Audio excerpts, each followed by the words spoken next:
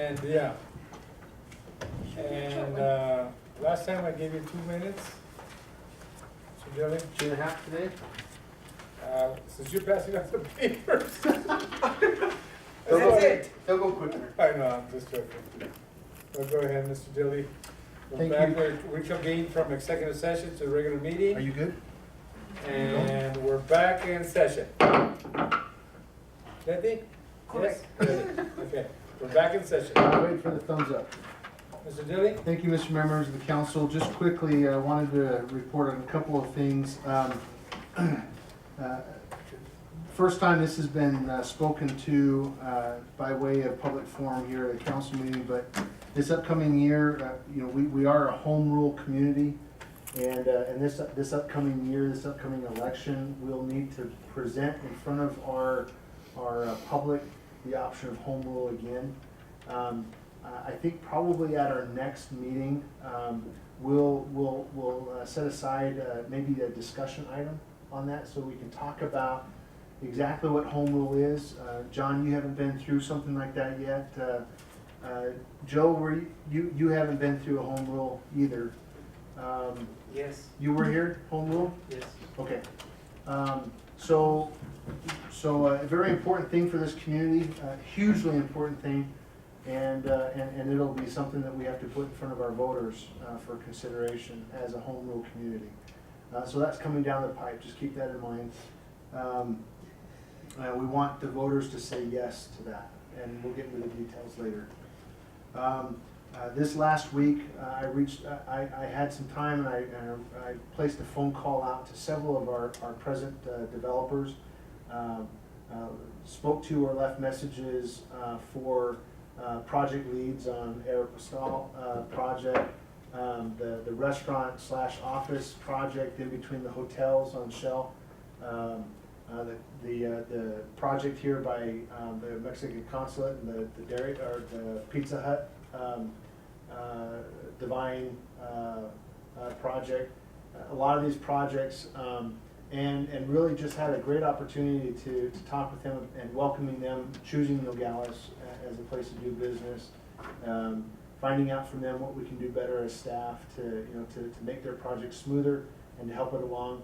I know that we're just really weeks away from issuing permits on construction permits on both project here next to Pizza Hut, Divine project for actual construction. A lot of dirt's being moved out there off of Mariposa. So a lot of exciting things happening by way of development, and that's moving forward. Our auditors will be here next week for to do the audit on the 2013 year, fiscal 13 year. And so we're finally beyond the curve. This audit will be done, and then beginning this next fiscal year, those audits will start taking place probably in the September-October timeframe. So we're no longer playing catch up on those, which is a big deal for our community. The last 3 years we've been trying to play catch up on audits that are past due. So we're finally beyond that on a regular basis. The mayor forwarded to me an email for public comment. The group's name is the United States Department of Commerce, in conjunction with Mexico, created what's called a high-level economic dialogue. On September 20th, 2013, Vice President Joseph Biden led a delegation of U.S. cabinet members met in Mexico City. The whole purpose of this effort was to enhance and improve the relationship between Mexico and the United States, focusing on things like trade and commerce, infrastructure, just the global competitiveness, the overall benefits of a healthy relationship. And we were able to provide some public comment. I provided a copy of the email that we sent on behalf of the city to weigh in and just support that effort and encourage them to continue the dialogue. Made reference to the constant battle that we face in changing a negative public image that's primarily spawned by the media and the press. Talked about the need to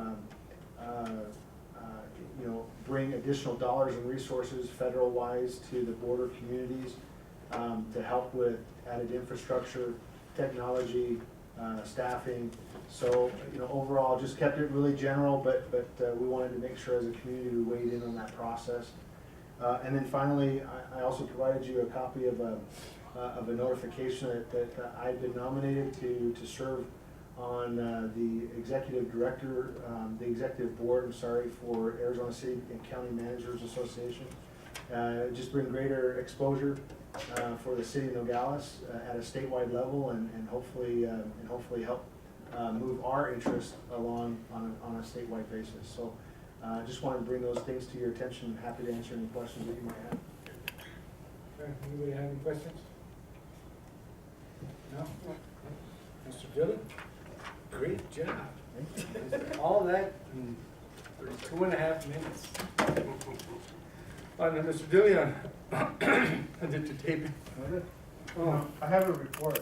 oh, you do? I have 5 minutes? Yes. No. Hey, on future agenda items, Mr. Dillon. Yes. Unless you can, answer these before the next council meeting in your office and bring up the information, it's okay. If not, we'll put it on the agenda. It all depends. Number one is the overall update on the vehicular and pedestrian overpasses. There's been a lot of misinformation and people talking in our airways, put it this way, in our city of Nogales, that we haven't done anything, and I know we have plans that were actually brought to us back in 2007. Okay, 3 plans. So I know Planning and Zoning has these, and so I need for the rest of the members of the city council to understand that we started this back then, and there was some funding, and we were looking after Tiger grants and shovel-ready projects. So I need some information on that. The other one is the Valle Verde paving project update. Another one with misinformation. And the reason I say misinformation is because some people don't understand that for us to pave that, we don't have control of the infrastructure underneath.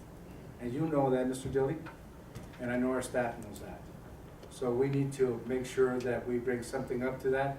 And if I have to come out of the city council next time and express that to everybody to understand why we haven't pinpointed Valle Verde as a paving project, is because we still haven't gotten anything from Valle Verde in result of their infrastructure and the fire hydrants and the fire flow for that area. So I need information on that. The Hughes Street paving project. We said we were going to change from the CDBG money to regular money. I need to know about that too. If you can give me this information, we won't put it on the agenda, but I need the real facts now on this, because all this misinformation is just up to here. Mr. Jerry, look at this. Up to here. Okay, if it goes past this, then you don't want to hear about it. Okay? And I'm not saying about you. Misinformation is coming in, and I don't listen to that radio, but I have friends that listen to it. And we have people going to the radio, talking on the radio, and don't understand what's happening. Okay. The other one, and also the industrial park, Mr. Jody, while we're at it. Okay. That paving, that street, industrial park drive. And then annexation. An update on the annexations, where we're at, where we're gonna go, what's the next step on that. And then the last but not least, and I know it's not a very pleasing one, but this time, you're not gonna be by yourself. The evaluations. It's that time again, Mr. Oh, All right. wonderful. Already? Yeah, well, if we put it on in February, it'll be a March thing. And last time you were evaluated in March, if I'm not mistaken? Yes, sir. Okay. But this time, we're gonna have Mr. Machado evaluated and Judge Galindo. I believe Judge Galindo's contract is up this year, if I'm not mistaken. And, you know, Mr. Machado's doing a great job. And he's good till the end of the year. But let's make a package of 3. And I don't know what type of evaluation form is needed. That's why I'm telling you right now, because I know the evaluation process for you is different. It's what's it called? It's a CMA or no? What's your evaluation forms is. We use the International City Managers form for Yeah. that. Is there one different for city attorney and judges and stuff like that, or how does it work? No, but, you know, I think it's worthy of some conversation, and certainly it shouldn't be decided on without input from, you know, the judge and Okay. Mr. Machado. You know, I'm sure they have a lot of thoughts, if that's the desire of the council, to, you know, to how best to, you know, to do an evaluation of that. Okay. Well, you know, if you could come up with something and that does not need to be on a agenda item, you have from here to February to Okay. give you that option. Sure. But if not, I want these items on the agenda. Okay. Okay? Here, you can have this. Okay. And is that it? Meeting adjourned. Well, I got one more question that just hit me. Is anybody keeping communication with ADOT as far as those 2 lanes that they were putting with a turnoff on the Interstate 19?